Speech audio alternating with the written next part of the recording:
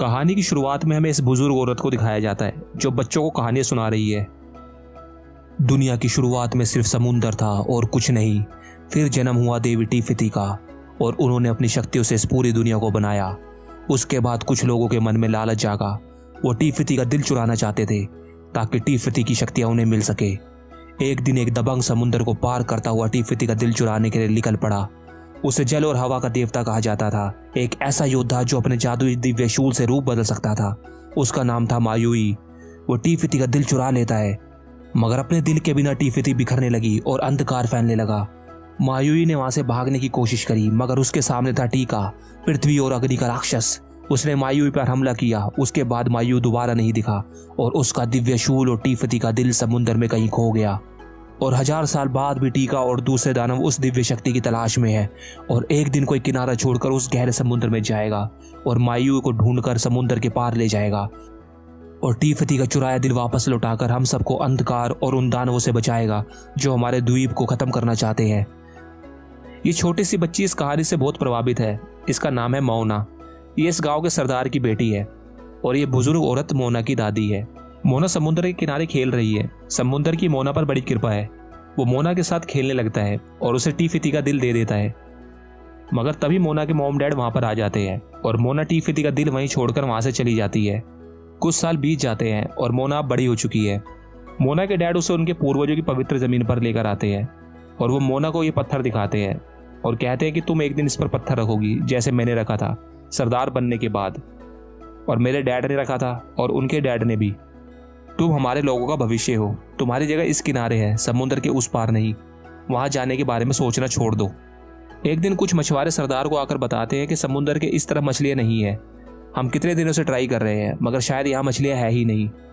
सरदार का कहना है कि हम इस समस्या का हल निकाल लेंगे। इस पर मोना कहती है कि क्यों ना हम समुद्र के दूसरी तरफ मछलियां पकड़ने जाएं। इस पर उसके डैड बहुत गुस्सा होते हैं और मोना को डांट देते हैं क्योंकि मोना को बस गहरे समुद्र में जाने का बहाना चाहिए। मगर एक दिन मोना किसी को बिना बताए नाव लेकर किनारे से दूर समुद्र में मछलियां पकड़ने चली जाती है, मगर समुद्र मोना को आगे नहीं जाने देता। मोना किसी तरह बचकर वापस किनारे पर आती है। किनारे पर उसे उसकी दादी मिलती है और ये मोना को एक गुफा के अंदर भेजती है जहां मोना को बहुत बड़ी बड़ी नाव दिखती है और यहाँ एक नगाड़ा भी रखा होता है जिसे मोना बजाती है। नगाड़ा बजाते के साथ ही मशालें जलने लगती है और मोना को उसके पूर्वज दिखते हैं जो जहाजी थे। वो अपनी दादी से पूछती है अगर हम जहाजी थे तो फिर हम रुक क्यों गए। इसका कारण माओई था क्योंकि जब उसने टीफिती का दिल चुराया तो सारी तरफ अंधकार छा गया, जिस पर टीका को गुस्सा आ गया और दानवों का आतंक फैल गया और उसके बाद हमारे जहाज वापस नहीं लौट कर आए और सबकी रक्षा के लिए सरदारों ने किनारे को छोड़कर जाने से मना कर दिया। ये मोना को टीफिती का दिल दिखाती है और कहती है कि जब तुम बच्ची थी तब मैंने देखा था कि समुद्र ने इस काम के लिए तुम्हें चुना है। तुम ही माओई को ढूंढकर टीफिती का दिल वापस लौटाओगी। समुद्र भी खुशी से मोना को प्यार देता है और उसकी दादी मोना को बताती है कि हमारे पूर्वज हमें बता रहे हैं कि मायुई उस दिशा में मिलेगा जहां तारों से दिव्य शूल बन रहा है, बिल्कुल उसके नीचे। मोना अपने डैड को आकर ये सब कुछ बता देती है, जिस पर उसके डैड को बहुत गुस्सा आता है और वो जहाज़ों को जलाने के लिए निकल पड़ता है। मोना उन्हें रोकती है मगर उसके डैड बहुत गुस्से में है।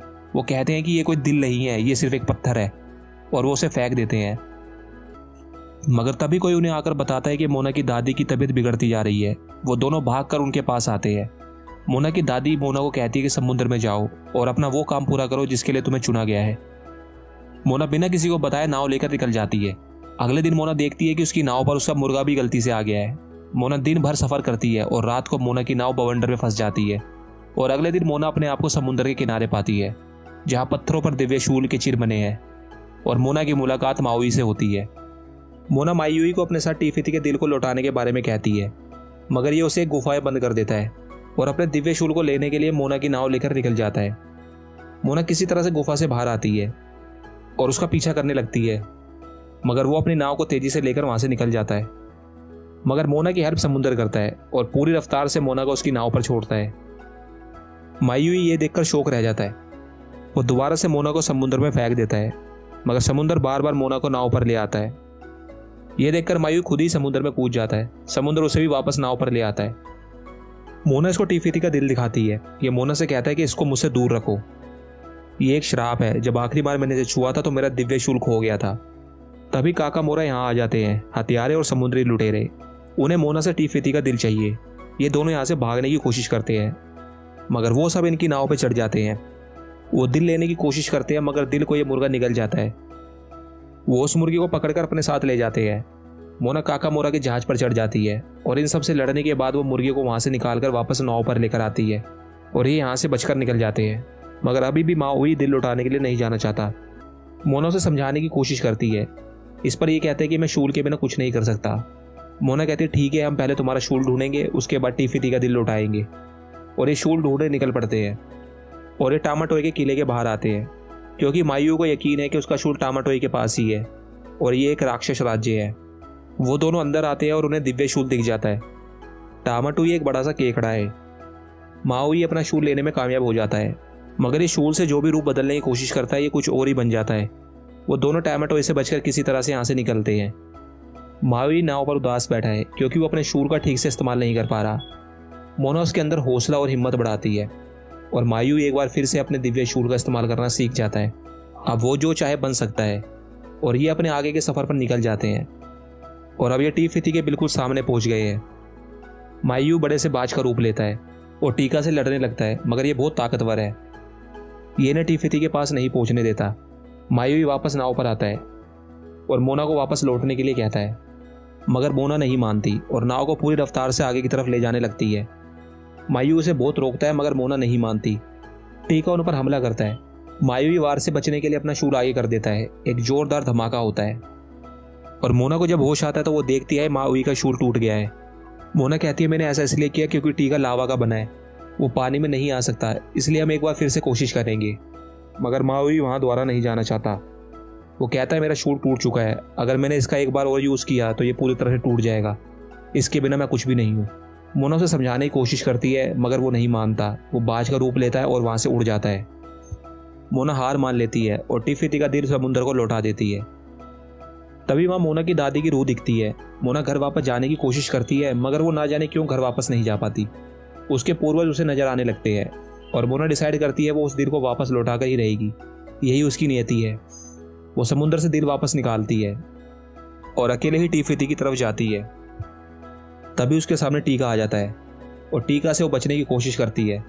तभी उसकी हेल्प करने के लिए मायूई वहाँ पर आ जाता है और वो टीका से लड़ने लगता है और मोना को कहता है कि तुम टीफिती की तरफ जाओ, मैं इसे संभालता हूँ।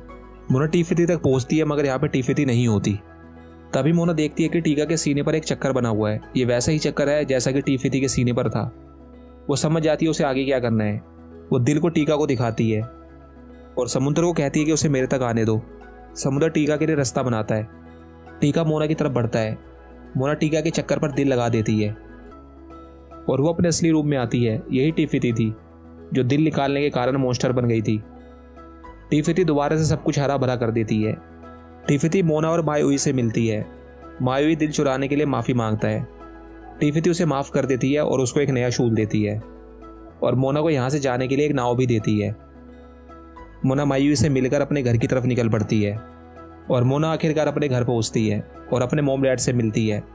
मोना से सारे लोग बहुत खुश हैं क्योंकि मोना ने सब कुछ अच्छा कर दिया है और अब वो अपनी नाव लेकर समुद्र में दूर तक जा सकते हैं। और मोना अपने पूर्वजों के पत्थर के ऊपर पत्थर नहीं बल्कि शंख रखती है जो समुद्र ने उसे तोहफे में दिया था। अब चारों तरफ खुशियाँ और बहारें हैं। और ये कहानी सिर्फ इतना सिखाती है कि कुदरत से छेड़छाड़ करना अच्छी बात नहीं है। कुदरत तुम्हें सब कुछ देती है, तुम कुदरत से हो, कुदरत तुमसे नहीं। जब जब तुम कुदरत के खिलाफ कोई काम करोगे तब तब संसार में मुसीबतें आएंगी। और यही होता है इस खूबसूरत कहानी का अंत।